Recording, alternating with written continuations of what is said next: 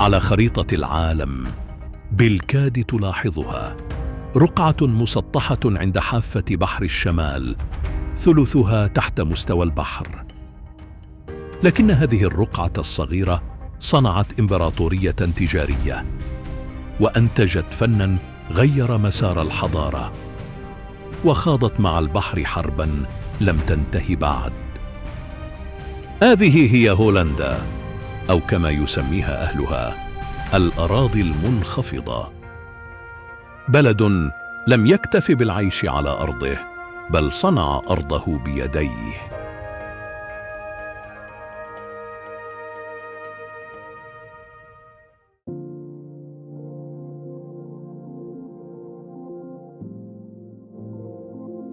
لا يمكن فهم هولندا دون إدراك علاقتها الوثيقة بالماء، فصراعها الطويل مع البحر أنتج ثقافة فريدة من التنظيم والدقة.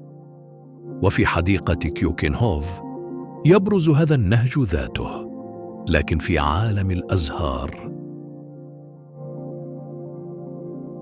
على رقعة مسطحة تزرع ملايين الزهور وفق تصميم هندسي يوزع الألوان والمساحات بانسجام، مانحا الزائر تجربة بصرية متكاملة تماما، كما نظم الهولنديون السدود والقنوات لحماية أراضيهم من البحر.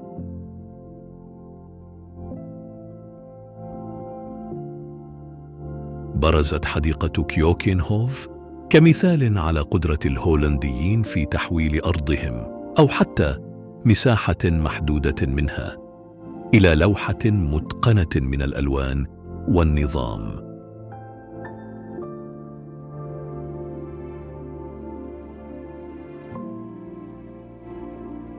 كل زهرة، كل صف، وكل قناة مائية داخل الحديقة تعكس دقة تخطيط لا تختلف جوهرياً عن هندسة السدود والقنوات، ولكن على مستوى جمالي بدلاً من مستوى دفاعي. ليست الحديقة مجرد مساحة طبيعية، بل تجسيد للثقافة الهولندية في الانضباط والهندسة الدقيقة والتخطيط الواعي للبيئة، سواء كان البحر خصماً أو الزهور حليفاً.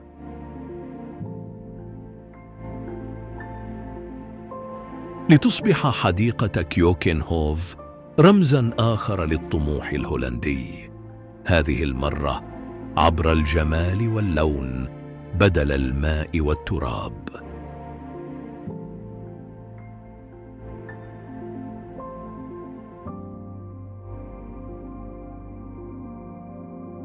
وعلى امتداد الأراضي المنخفضة التي انتزعت تدريجياً من البحر، تتشكل حقول التوليب في جنوب هولندا كمشهد موسمي يعتمد على الدقة الزراعية بقدر ما يعتمد على خصوبة الأرض.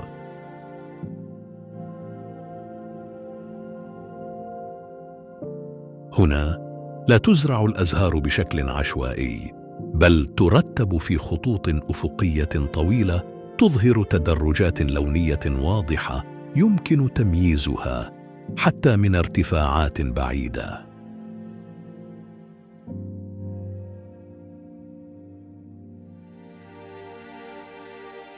تتخلل هذه الحقول قنوات مائية ضيقة تستخدم للري، وتحيط بها مساحات خضراء منخفضة، وأحياناً طواحين هواء تقليدية ذات هياكل خشبية داكنة وأجنحة بيضاء.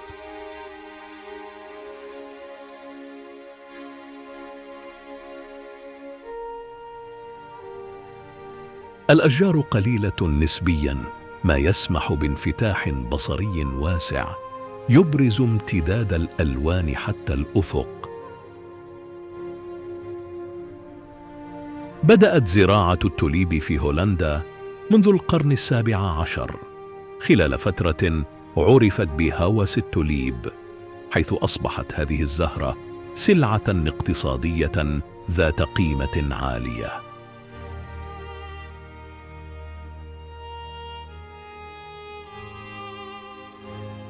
التربة الرملية في هذه المنطقة إلى جانب المناخ المعتدل توفر بيئة مناسبة لنمو التوليب بجودة عالية، ما جعل هولندا واحدة من أكبر مصدري الزهور في العالم.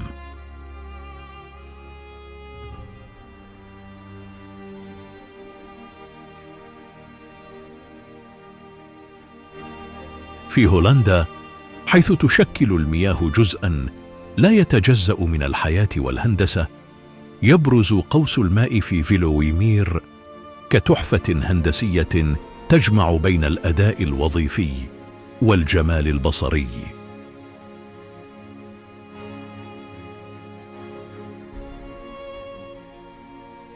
يمتد القوس فوق الطريق السريع مانحا القوارب مروراً سلساً دون تعطيل حركة السيارات، ويظهر براعة الهولنديين في دمج البنية التحتية مع إدارة المياه ضمن منظومة متكاملة.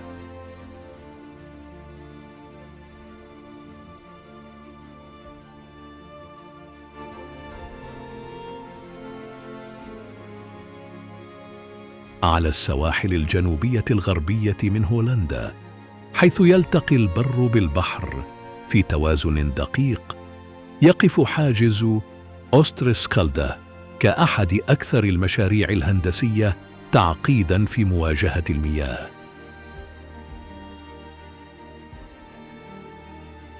ليس مجرد سد تقليدي، بل منظومة متحركة صممت للتحكم في اندفاع البحر دون عزله بالكامل.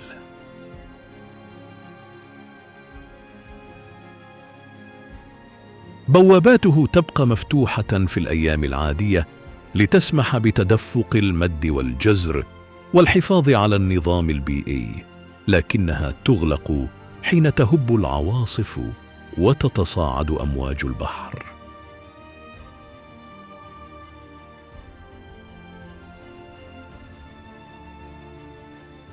جاء إنشاء الحاجز بعد كارثة فيضان عام 1953 التي دفعت هولندا إلى إطلاق مشروع دلتا، أحد أكبر مشاريع الحماية المائية في العالم.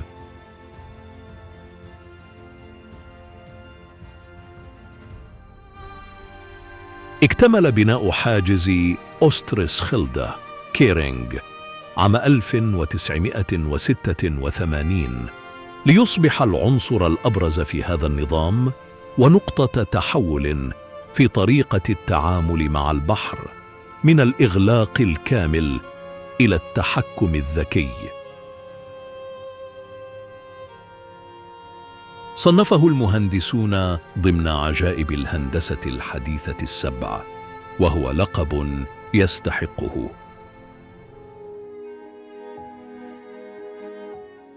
بهذا التكوين لا يعد المشروع مجرد إنجاز هندسي، بل يمثل نموذجاً عملياً لطريقة تعامل هولندا مع البحر: السيطرة دون إلغاء، والتكيف بدل المواجهة المباشرة.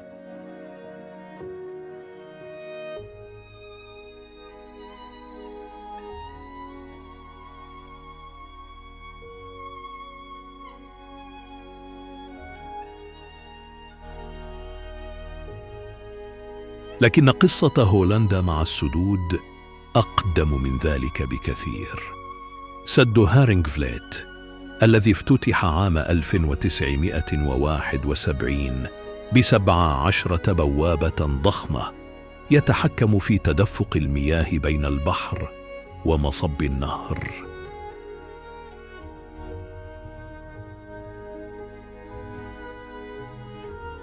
تم تصميم السد ليعمل بكفاءة في ظروف الطوارئ، مثل ارتفاع مستوى مياه البحر أو الأمطار الغزيرة، ليضمن حماية الأراضي الداخلية من الفيضانات المحتملة.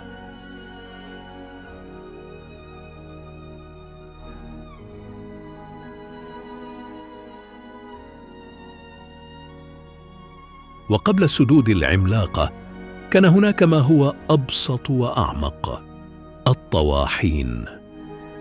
في مقاطعة هولندا الجنوبية تتصاعد على ضفاف القنوات 19 طاحونة هواء من القرن 18 في كيندرديك.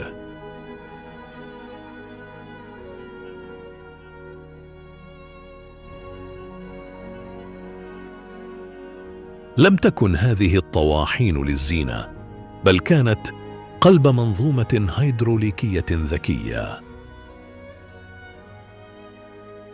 كل طاحونة ترفع الماء من مستوى إلى مستوى أعلى حتى يصل في النهاية إلى النهر ويصرف بعيداً عن الأرض الزراعية. تقنية بسيطة أنقذت أرضاً بأكملها من الغرق.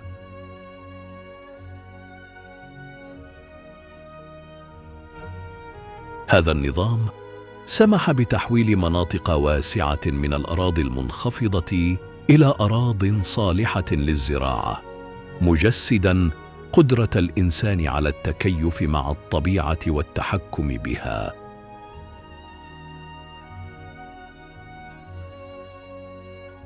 في الصباح يغطي المكان ضباب خفيف يضفي على القنوات والطواحين أجواء هادئة وغامضة، قبل أن تكشف أشعة الشمس تدريجياً عن الصفوف المنتظمة للطواحين وجمال الطبيعة المحيطة.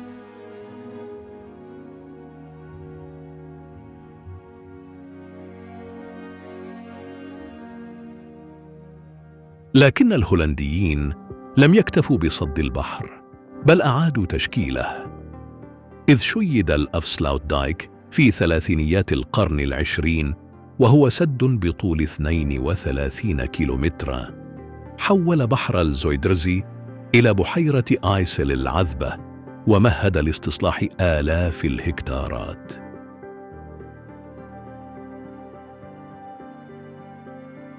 ومن هذه الأراضي المستصلحة نشأت مقاطعة فليفولاند بالكامل، بما فيها مدن حديثة صممت بحيث ينسجم السكن مع الزراعة والبنية التحتية، مصحوبة بشبكة من القنوات ومساحات خضراء مفتوحة. هنا يتجسد معنى أن تبنى الأرض لا على مقاومة الطبيعة فقط، بل على فهمها وإعادة تشكيلها بذكاء هادئ يوازن بين الحاجة للحياة واحترام قوة الماء وإيقاعه.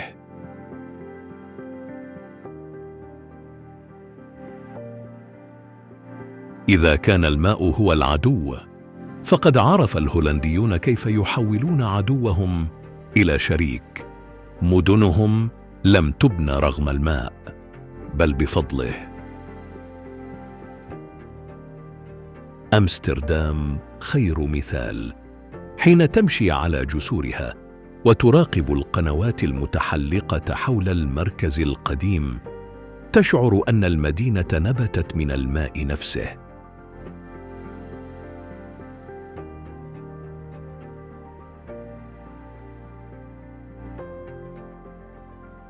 وهذا ليس بعيداً عن الحقيقة. في القرن 17 حين كانت أمستردام تحكم إمبراطورية تجارية تمتد من إندونيسيا إلى البرازيل، صمم مهندسوها شبكة القنوات الشهيرة لتخدم غرضين في وقت واحد: نقل البضائع وحماية المدينة. اليوم القنوات هي روح أمستردام. على ضفافها تصطف المنازل الطويلة الضيقة التي يطلق على بعضها لقب المنازل الراقصة، لأنها تميل بزوايا غريبة نتيجة هبوط الأعمدة الخشبية التي بنيت عليها منذ قرون.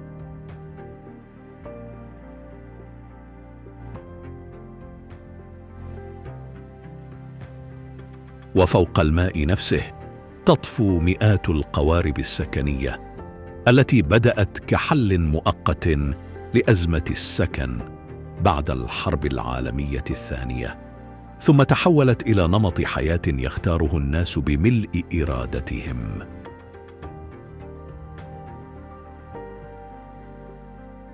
أما على البر فتنبض المدينة بإيقاع مختلف. نحو 900,000 دراجة هوائية تملأ الشوارع أكثر من عدد السكان أنفسهم.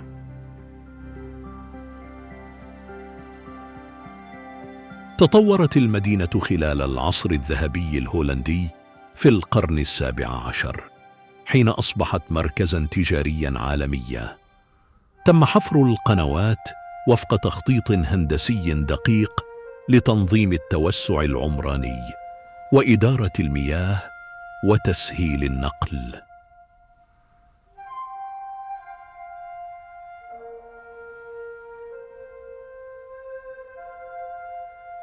هذا النظام لا يزال قائماً حتى اليوم، ويعد أحد أهم أسباب استقرار المدينة رغم موقعها المنخفض.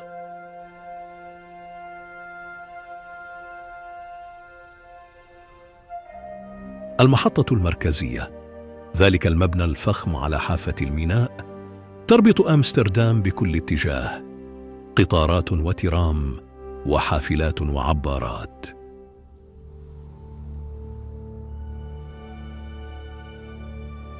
ثم هناك المتاحف التي تمنح أمستردام بعداً ثقافياً وفنياً متفرداً.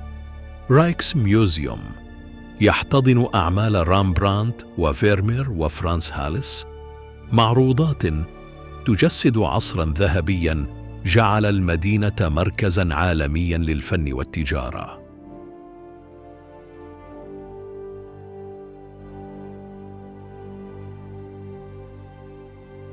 تتجول القوارب الصغيرة على القنوات الضيقة والواسعة على حد سواء، بعضها يستعمله السكان يومياً للتنقل أو توصيل البضائع، وبعضها مخصص للجولات السياحية التي تكشف للزائر المدينة من منظور مختلف.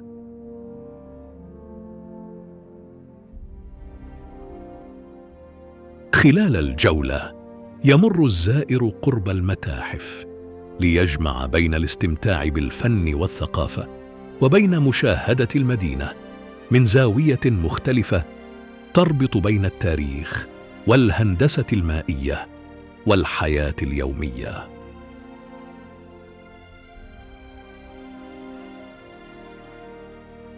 عندما تغيب الشمس تبدو أمستردام مختلفة تماماً، حيث تتلألأ القنوات بأضواء صفراء دافئة تزين الجسور والممرات على طول الضفاف.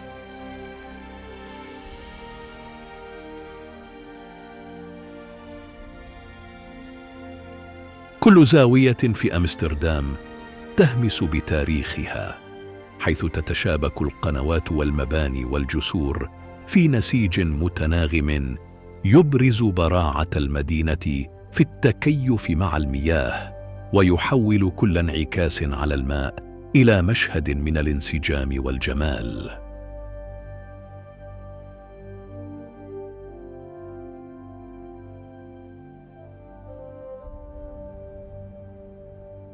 لكن لو أن أمستردام هي القلب، فإن روتردام هي الذراع. ميناء روتردام هو الأكبر في أوروبا، وقنوات المدينة ليست للنزهة بل للعمل. في 14 من مايو عام 1940 محت الطائرات الألمانية وسط المدينة من الخريطة، لكن روتردام لم تبكي على أطلالها، بل قررت أن تنظر إلى الأمام. بدلاً من إعادة بناء الماضي احتضنت المستقبل.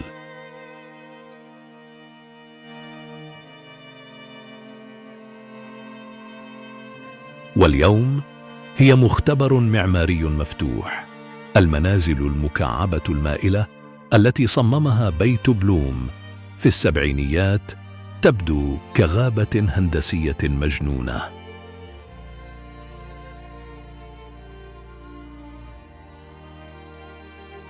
روتردام مدينة تمضي دائما إلى الأمام، تحول الدمار إلى بداية والفراغ إلى مساحة للإبداع، لتبقى مثالاً حياً على قدرة الإنسان على إعادة بناء المكان والهوية من جديد.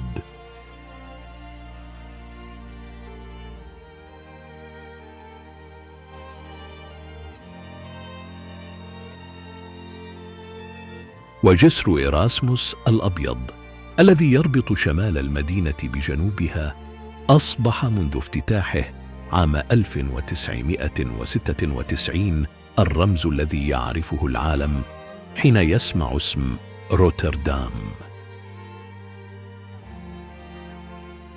بتصميمه الأنيق الذي يشبه قيثارة بيضاء معلقة فوق نهر الماس، يجسد روح مدينة لم تكف عن إعادة اختراع نفسها.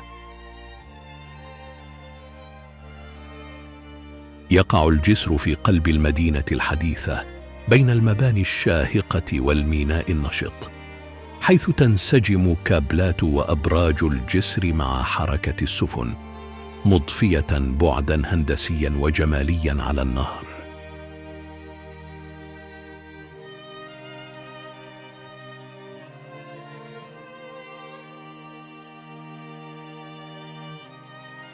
بين أمستردام وروتردام ثمة مدن أخرى، لكل منها شخصيتها وحكايتها مع الماء.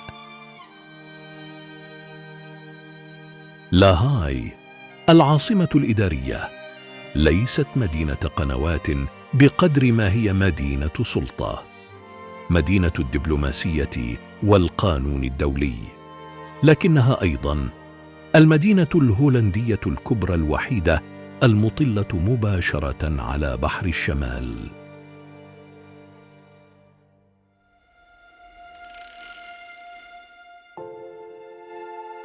تاريخها الطويل في الحكم يجعل المدينة نموذجاً يجمع بين العمارة التقليدية والتخطيط العصري، حيث تتناغم القصور القديمة مع المباني الحديثة لتشكل شبكة حضارية متكاملة.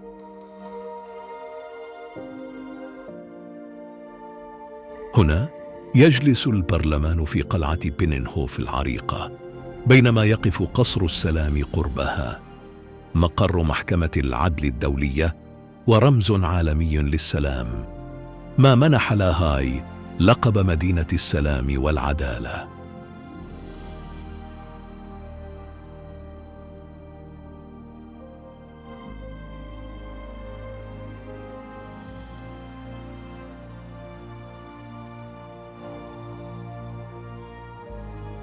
أوترخت تختلف عن الجميع بقنواتها ذات المستويين، مستوى الشارع فوق ومستوى الماء تحت، حيث كانت تقبع مخازن التجار في القرون الوسطى.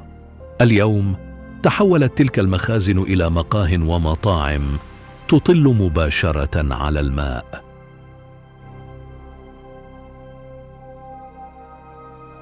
تنتشر في أوترخت المباني التاريخية ذات الواجهات الحجرية والبنية الداكنة، إضافة إلى الأبراج الشاهقة مثل برج دومتورين الأطول في هولندا، الذي يهيمن على أفق المدينة ويعد رمزاً لها.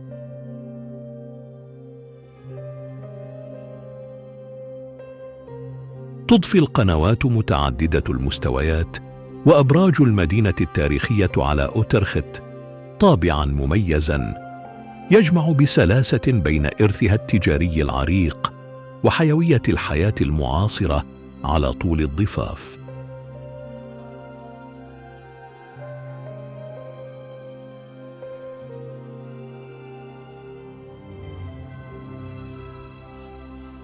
بالقرب من أوترخت وسط الغابات والمروج الخضراء يقف قصر ديهار، وكأنه خرج من قصة خيالية.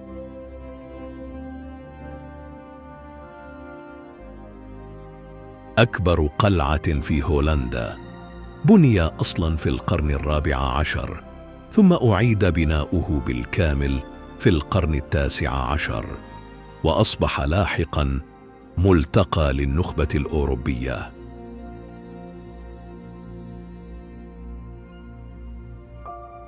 حيث لا يقتصر حضوره على البناء وحده، بل يشمل محيطاً متكاملاً صمم بعناية ليحمل طابعاً ملكياً متماسكاً، تحيط به مساحات خضراء واسعة وحدائق منظمة.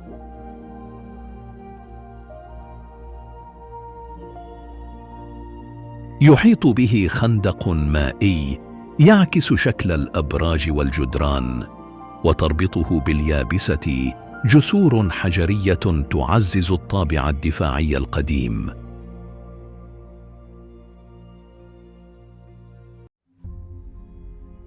تغيرت ملكية القصر عدة مرات، وشهدت تحولات سياسية واجتماعية في هولندا، بما في ذلك الصراعات الإقليمية بين العائلات الأرستقراطية والحرب الهولندية الإسبانية.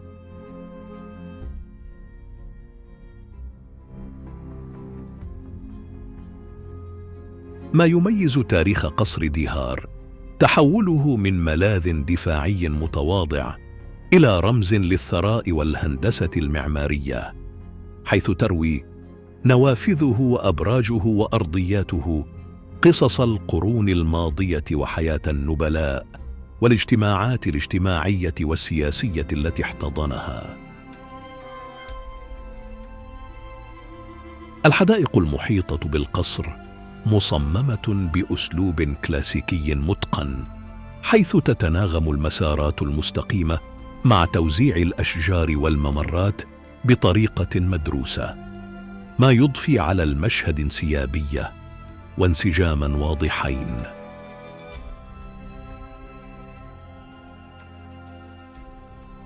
بهذا التكوين لا يقدم قصر دي هار كأثر تاريخي فحسب، بل كنموذج متكامل للقلعة الأوروبية الحديثة، حيث تتناغم العمارة والخنادق المائية والحدائق المنظمة ضمن نظام متقن.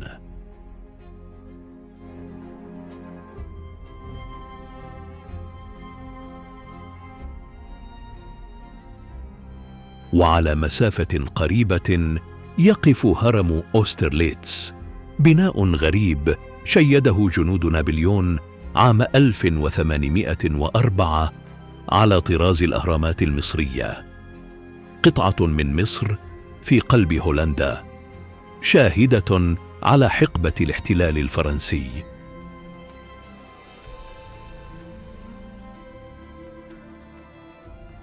هذا الهرم ليس أثراً فرعونياً، بل نصب تذكاري عسكري يتميز بهندسته الفريدة التي تتناغم مع التضاريس المحيطة، ويبرز كهيكل صلب ومهيب يهيمن على الأفق من حوله.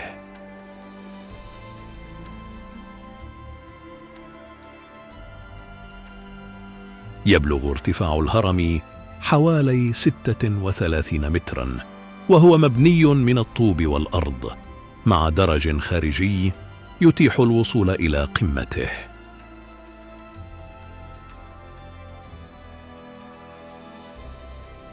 القمة توفر إطلالة بانورامية على الغابات المحيطة والمروج المسطحة، ما يجعل المشهد بأكمله يبدو أكثر اتساعاً وعمقاً.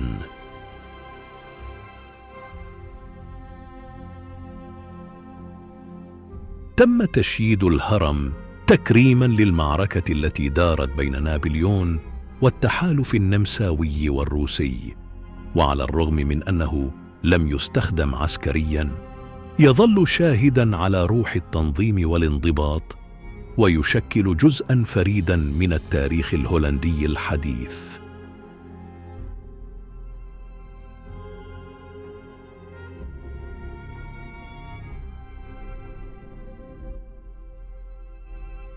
هارلم عاصمة شمال هولندا تحمل لقب مدينة الزهور، لأنها كانت مركز تجارة التوليب في العصر الذهبي، لكنها مدينة صمود أيضاً. خلال حرب 80 عاماً قاومت الجيش الإسباني 7 أشهر متواصلة في حصار أسطوري،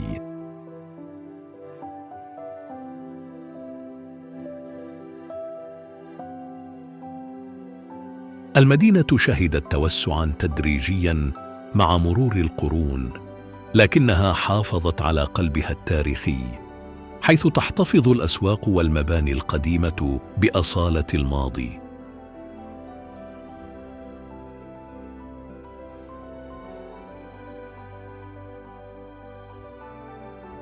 ليدن بين أمستردام ولاهاي تسمى مدينة العلم. جامعتها التي تأسست عام 1575 هي الأقدم في البلاد. درس فيها أو درس ديكارت وأينشتاين وحائزون على نوبل.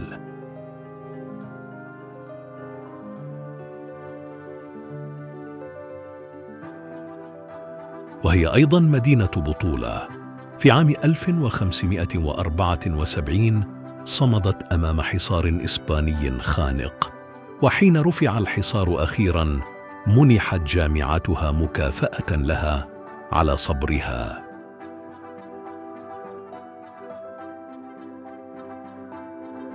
تأسست ليدن في العصور الوسطى، وشهدت ازدهاراً خلال العصر الذهبي الهولندي بفضل الصناعات المحلية والتجارة، ولا سيما صناعة الصوف والتطريز.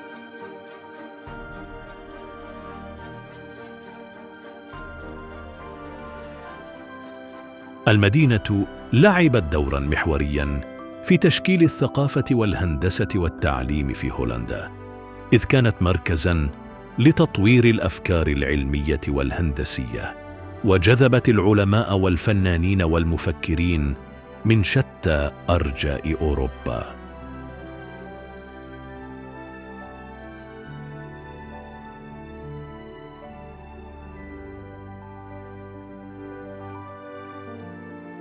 ساهمت ليدن في تقدم العلوم والطب، وكانت حاضنة للابتكارات البحثية والفنون لتصبح ملتقى بين العقل والإبداع، ومنحتها مكانة مرموقة في التاريخ الهولندي والأوروبي.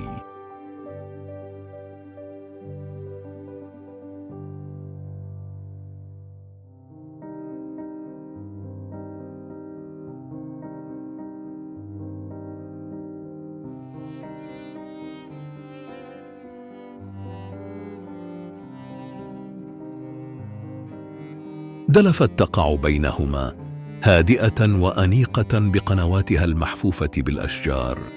اشتهرت بخزفها الأزرق والأبيض الذي صار رمزاً لهولندا في العالم.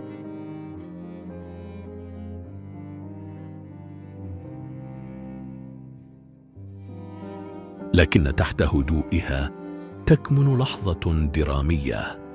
هنا اغتيل ويليام الأورنج مؤسس الأمة الهولندية، وهنا يرقد في الكنيسة الجديدة. وتحت مظاهرها الهادئة تحمل دلفت أيضاً إرثاً من الإبداع والفن، فقد كانت موطناً للرسام الشهير يوهانس فيرمير، الذي خلد أجواء المدينة في لوحاته الرقيقة، ما يجعل كل زاوية فيها تنسج قصة بين التاريخ والفن والذاكرة الوطنية.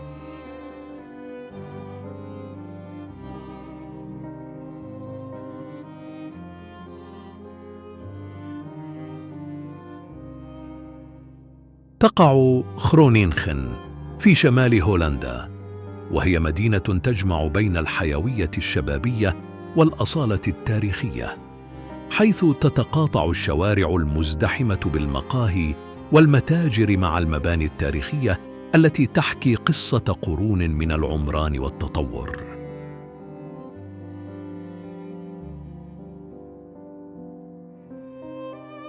تنساب القنوات بهدوء بين شوارع خرونينخن، فتمنحها إيقاعاً مائياً لطيفاً، فيما تمتد على ضفافها مساحات خضراء وأشجار تضيف سكينة للمشهد.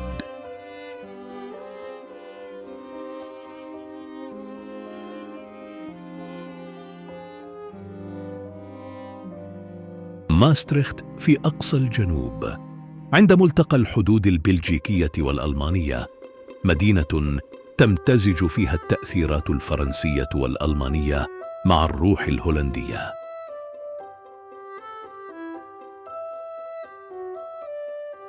هنا تم توقيع المعاهدة التي أسست الاتحاد الأوروبي وأرست اليورو عملة موحدة.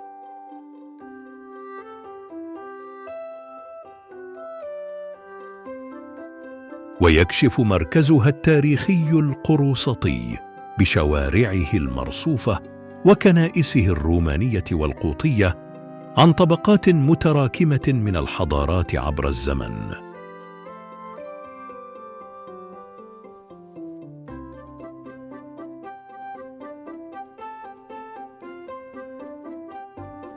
أيندهوفن مدينة الضوء تحولت من قرية زراعية إلى عاصمة تكنولوجية حين افتتح الأخوان فيليبس مصنعهما للمصابيح عام 1891. تظل اليوم مركزاً رائداً للابتكار والبحث التكنولوجي المتقدم في أوروبا.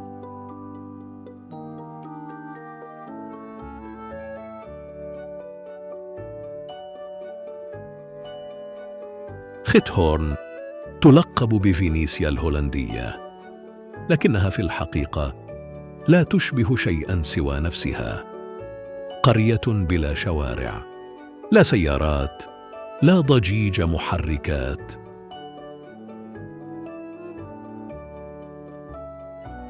فقط قنوات وجسور خشبية وممرات تربط بيوتاً محاطة بحدائق معتنى بها بعناية فائقة.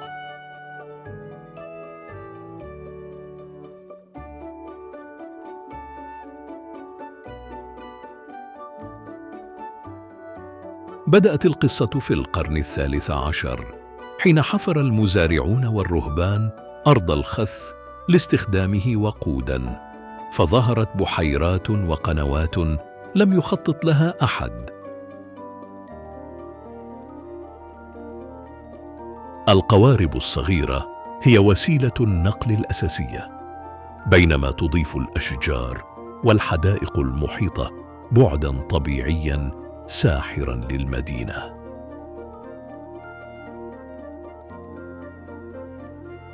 وبمرور القرون تحول هذا الحادث الجغرافي إلى واحد من أجمل الأماكن على وجه الأرض، حيث تتشابك القنوات بين المنازل والجسور الخشبية في لوحة هادئة من الطبيعة والهندسة.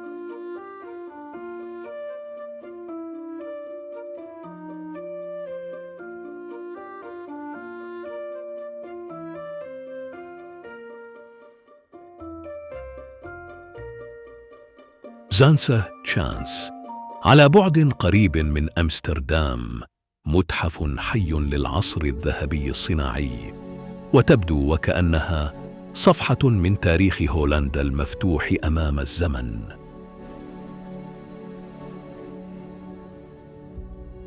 هنا تتراص الطواحين الهوائية الخشبية على طول النهر، وتتمايل أجنحتها في نسيم هادئ كأنها تحافظ على إيقاع القرون الماضية.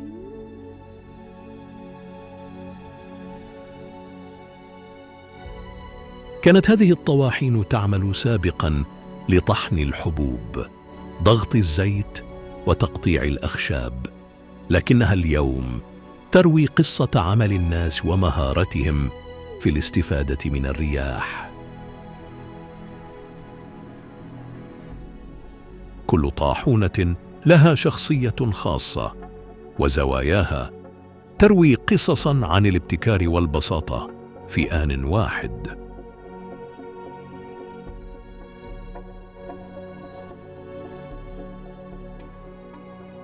اليوم أنقذت هذه الطواحين والمنازل الخشبية ورممت في ستينيات القرن العشرين لتروي للعالم كيف بدأت الثورة الصناعية في هذا الركن الهادئ من أوروبا.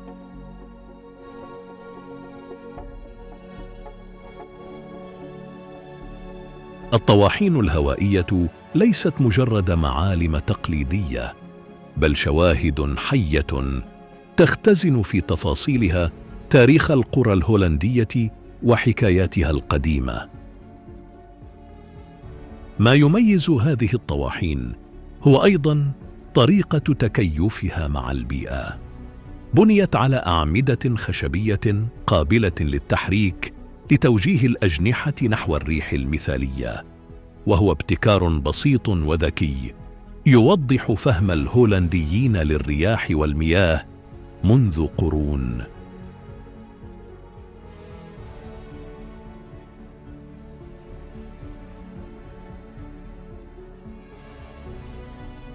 زاندام، قلب منطقة زانستريك، تحمل الإرث نفسه. في القرن ال17 كانت المنطقة تضم أكثر من 600 طاحونة، ما يجعلها أول منطقة صناعية في التاريخ.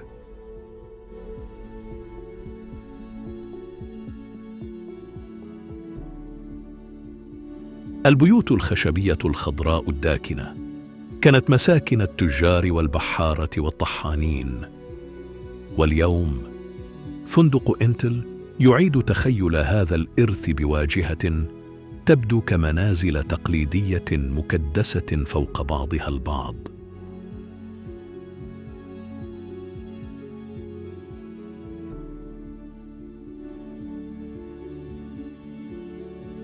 أورك تروي حكاية مشابهة بصورة أكثر دراماتيكية. كانت جزيرة في زويدرزي، وبعد بناء الأفسلاوت دايك واستصلاح الأراضي وجدت نفسها محاطة ببر من كل جانب.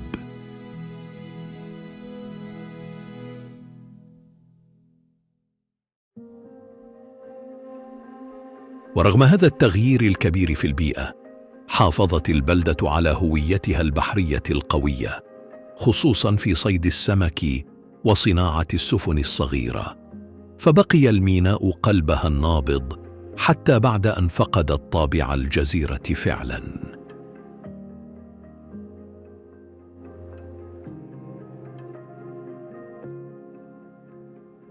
تشتهر خاودا بالمراعي الممتدة حولها، حيث تقضي أبقار الألبان معظم وقتها في حقول خضراء واسعة تتخللها قنوات تصريف المياه، في مشهد يعكس الطابع الريفي لهولندا.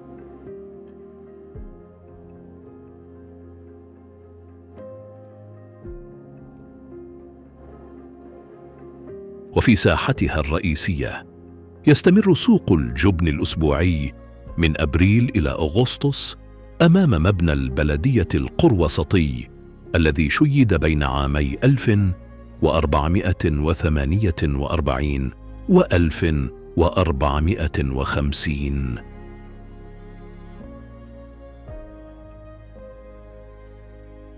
وتستمر المدينة في الحفاظ على طقوسها التقليدية، حيث تستعاد بعض الممارسات التاريخية في الساحات العامة لتبقي صلتها بالماضي حية أمام الزوار والسكان.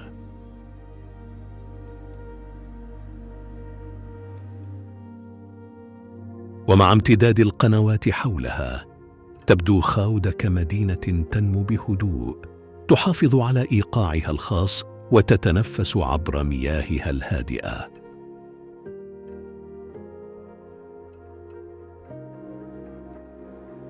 تحكي البيوت القديمة حكايات الحرفيين، وتتلاقى الأزقة مع الجسور الخشبية في تناغم يجمع بين الجمال والمهارة.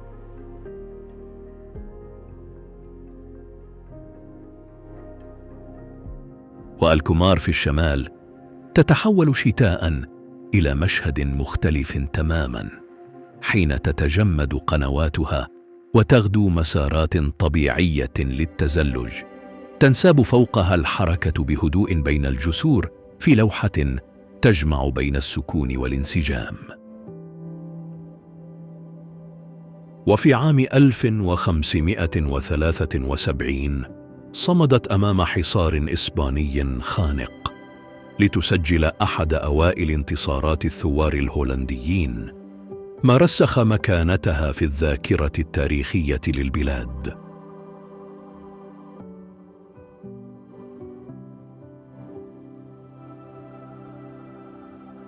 في شرق البلاد وشمالها تتناثر بلدات تبدو خارج الزمن.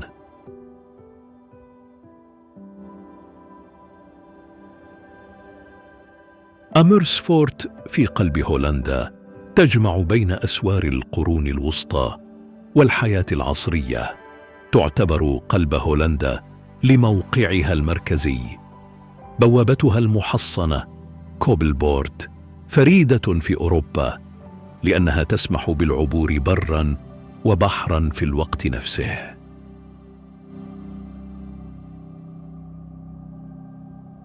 فقد بدأت كمستوطنة صغيرة قبل أن تتسع حول التقاطع الحيوي لقنواتها وأسواقها.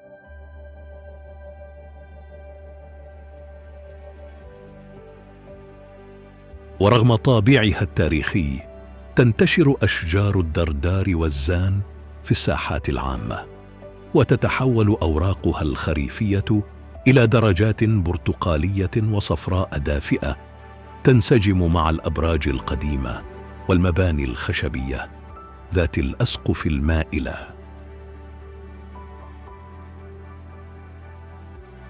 أبراج وأسوار أميرسفورت تذكر بزمن كان فيه الدفاع عن المدينة مسألة حياة أو موت، وتحكي كل زاوية فيها قصة تكيف المدينة مع تغيرات القرون، من الحروب إلى التجارة، لتبقى مثالاً حياً على تاريخ هولندا العريق.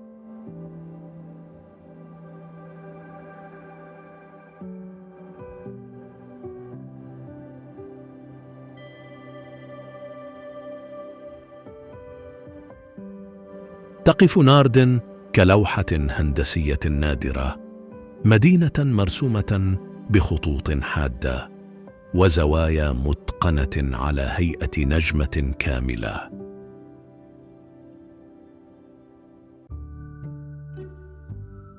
ليست مجرد مدينة، بل تصميم دفاعي دقيق تحول إلى هوية، حيث تحيط بها الأسوار والخنادق المائية في تناظر يكاد يكون مثالياً.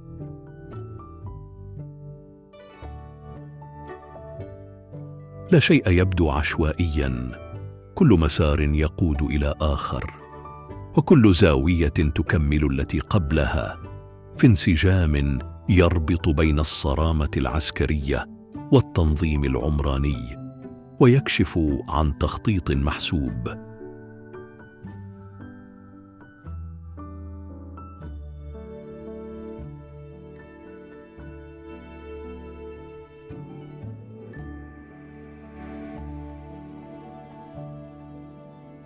شيدت قلعة بورتانخ النجمية في أقصى شرق هولندا لحماية الطريق الذي كان يربط ألمانيا بمدينة خرونينخن خلال حرب 80 عاماً.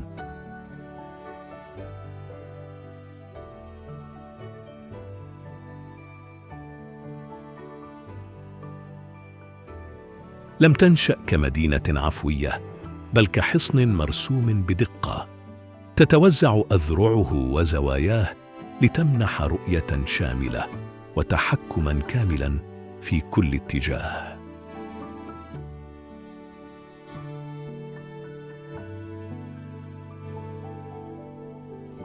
تتفرد إلبورغ بتخطيطها الحضاري المنظم الذي يعود إلى تسعينيات القرن الرابع عشر، حين أعيد بناء المدينة بالكامل وفق تصميم مستطيل كان ثورياً في ذلك الوقت.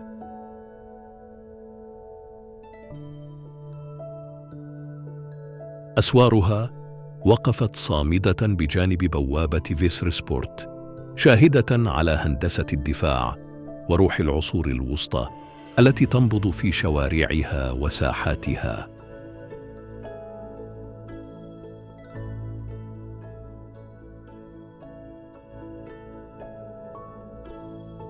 تتجلى قلعة مويدرسلوت في بلدة مويدن قرب أمستردام، بخندقها المائي وأبراجها الحجرية وأسوارها القروسطية التي ما زالت تحتفظ بملامح التحصينات الهولندية القديمة، لتبقى واحدة من أجمل القلاع التاريخية في البلاد.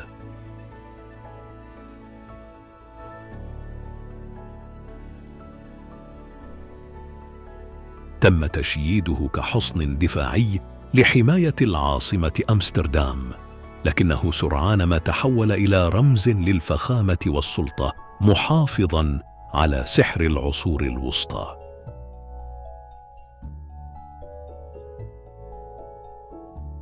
يتميز القصر بأسواره الشامخة وأبراجه المدببة وبواباته الحجرية الثقيلة، ليظل رمزاً للقوة والحصانة وروح الدفاع في تلك الحقبة.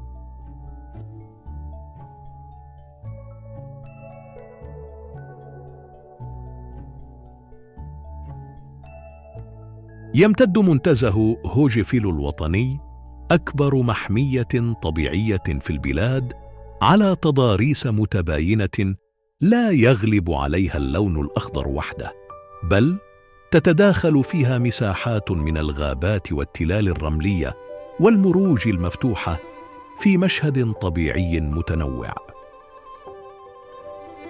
حيث تغمر الضبابية الخفيفة أرجاء المساحات المفتوحة داخل المنتزه، فتمنحها هدوءاً بصرياً يزيد من اتساع المشهد وامتداده.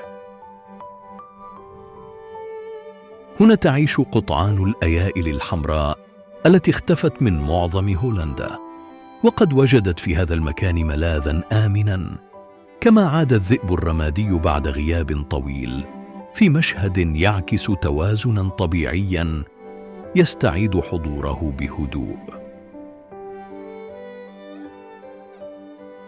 وحين يزهر الخلنج في الخريف، تتحول التلال إلى سجاد بنفسجي يمتد حتى الأفق، في مشهد يقارب الحلم.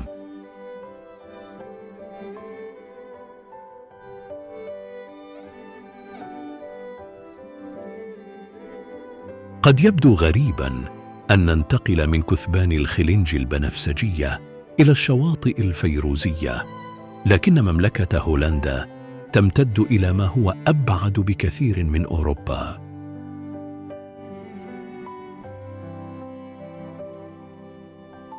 في قلب البحر الكاريبي تنبض 4 جزر ببصمة هولندية تتماهى مع ألوان الكاريبي وروحه.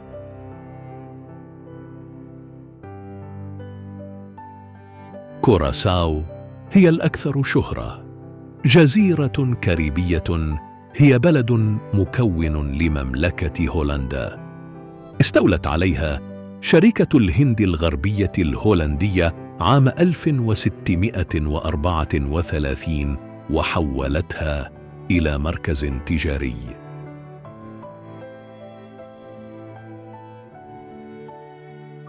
عاصمتها فيلمستاد تبدو كلوحة زيتية بمنازلها الملونة المصفوفة على طول الميناء.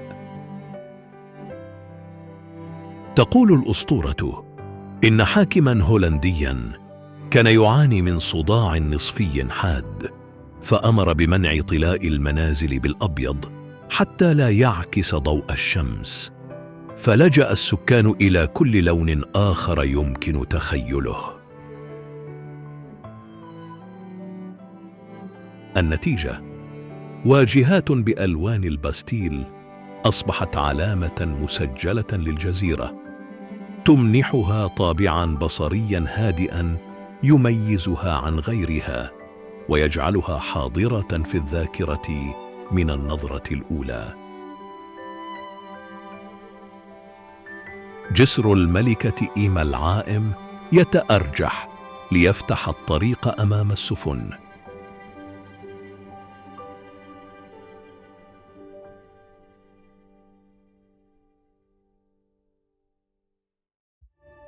لكن كوراساو ليست مجرد ألوان، فهي جزيرة متعددة الثقافات تتداخل فيها اللغات والتقاليد، ويغدو البحر جزءاً من إيقاع الحياة اليومية.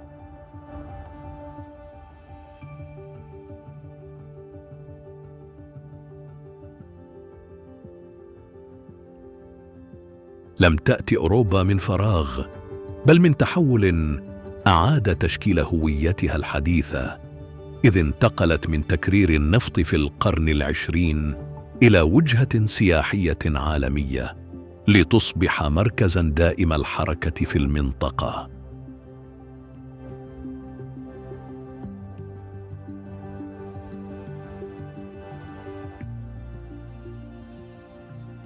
تستقبل الجزيرة سنوياً ما يزيد على 1,000,000 زائر، ما يفوق عدد سكانها، مما يجعل السياحة محركها الأساسي ويدفعها لتطوير قطاع ضيافة واسع مع الحفاظ على طابعها الهادئ نسبياً.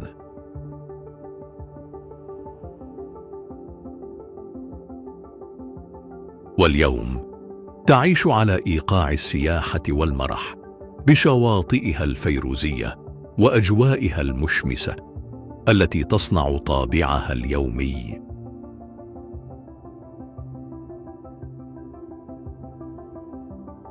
شواطئها تمتد برمال بيضاء ناعمة، بينما تهب الرياح التجارية باستمرار لتمنحها طقساً معتدلاً طوال العام.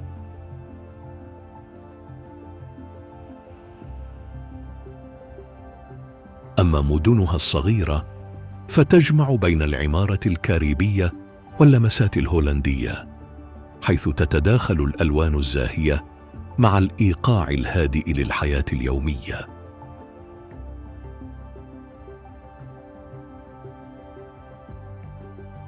أوروبا ليست مجرد محطة سياحية، بل عالم صغير تتقاطع فيه طبقات متعددة من الحياة. فبين هدوء الطبيعة وبساطة الإيقاع اليومي تتكون ثقافة نابضة تعكس مزيجاً من التأثيرات الأوروبية والكاريبية.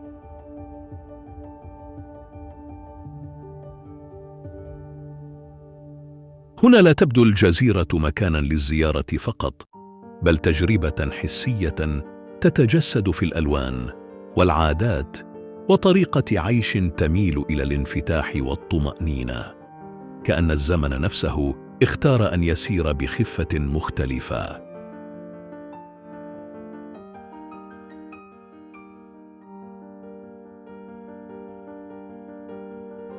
سينت مارتن حالة فريدة، نصف الجزيرة هولندي والنصف الآخر فرنسي، بموجب معاهدة كونكورديا التي تم توقيعها عام 1648،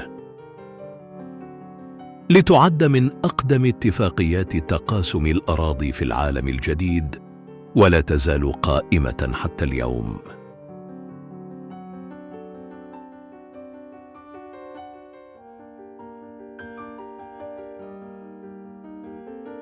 تتميز الجزيرة بإيقاعها الهادئ وشواطئها الممتدة التي تعكس روح الحياة الاستوائية، بينما تتداخل في تفاصيلها اليومية لغات وثقافات متعددة تشكل هوية فريدة لا تشبه غيرها.